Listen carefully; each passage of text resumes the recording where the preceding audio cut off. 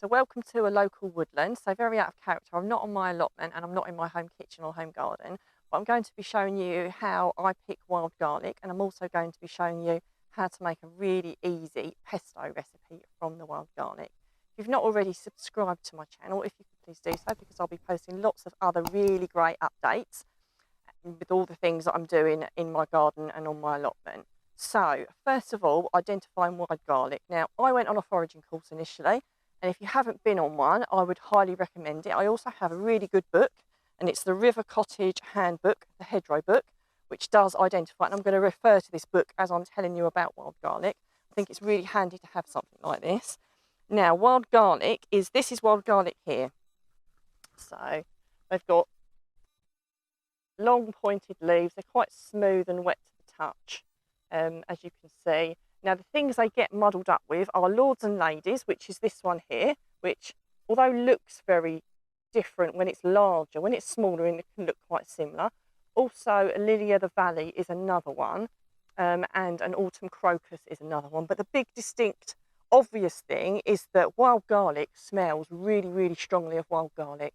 So you really can't get it wrong. But like I say, if you're in any doubt, I would definitely pay for a foraging course, because you'll only need to go on it once, and it will help you identify lots of things in the future.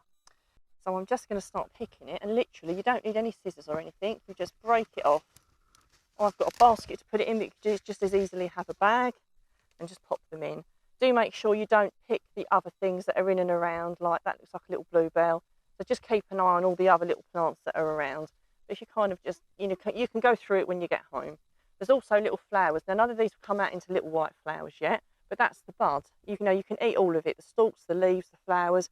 When the flowers come out, they're really, really pretty and look really lovely on a salad. So I'm going to be picking plenty of this so I can make my pesto. I'll also be making soup with this as well, which there will be a recipe linked so that you can click on that too if you want to do the soup.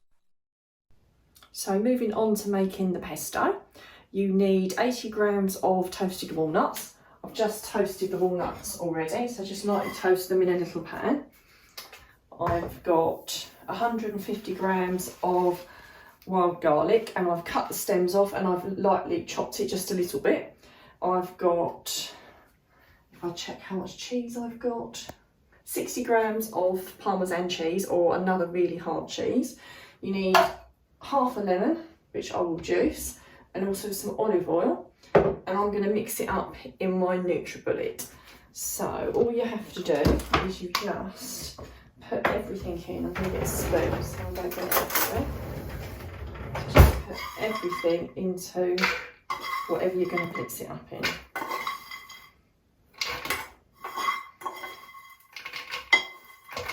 It's a really simple recipe. Wild garlic is very, very nutritious for you. There's lots of things you can do with wild garlic, so this is just an option. It's a little bit like spinach with a garlicky taste, so anything, you could put it into a stir fry, you could put it into a risotto, you could put it into a biryani. It's really up to you. You could put the leaves in salad. There's lots and lots of choices, but this one is really nice, a pesto, because it's very versatile. So you could cook pesto with your potatoes, have it with a little bit of fish. It's really up to you.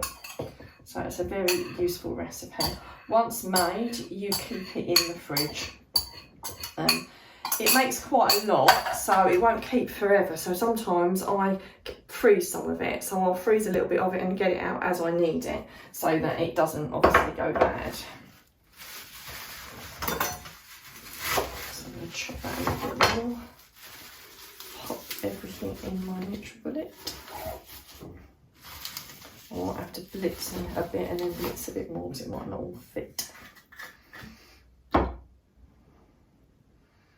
So just kind of put a bit in. If you need a bit more, put a bit more in. So I'll just put a few globs of oil in, putting some lemon juice in now.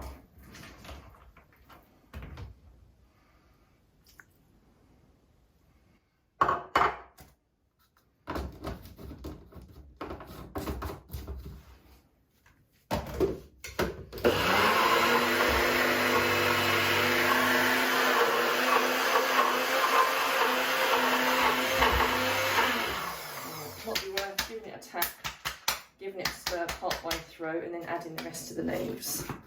So I'm just going to shake it off like that. I've got a long spoon to give it a little bit of a stir. You might have to do the same thing yourself, just to mix it all together, and then we can put some more of the leaves in a minute and finish it off. This is the only really fiddly bit, blitzing it all up really.